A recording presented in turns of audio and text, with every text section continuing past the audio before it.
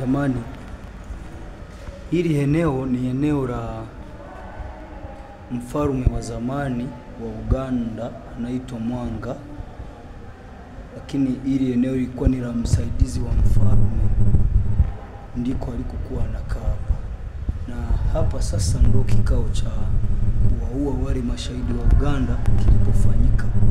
Unaona walikuwepo walinzi wa msaidizi wa mfalme, lakini msaidizi wa mfalme pembeni ni mshauri wa mfalme na hao ni maaskari wa mfalme. Kwa hiyo hapa ndipo mpango kabambe sasa wa kutekeleza lile shambulizi la kuwaua mashahidi walioonekana wao wanamkubali Mungu, wanamkubali Yesu, ndipo ulikoanzia hapa. Kwa hiyo na mwisho sasa sehemu yenyewe ya mauaji ilikuwa ni hapa. Hapo walikuwa wanaandaa zana zao kama unavyoona, wanaandaa zana za kivita, mikuki, mashoka, na huku wanawafunga.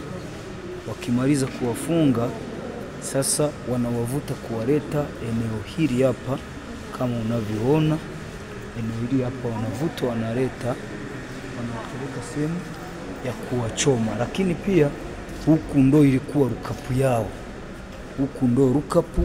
Unaona hawa sasa ni baadhi ya mashahidi wa Uganda waliokamatwa wakaletwa mazingira haya hapa, wakafanyeje, wakafungwa kwa ajili ya kwenda kutekeleza ile adhabu yao ya mauaji. Lakini pia hapa kama unavyoona ndo walikuwa wanaadhibiwa sasa, wanaadhibiwa kama unavyoona, wamefungwa minyororo, wamefungwa wale mashahidi wote unaowaona hapa kama unavyoona. Sasa ndo wanawaadhibu kama unavyoona hapa, wale mashahidi wa Uganda walioadhibiwa namna hii.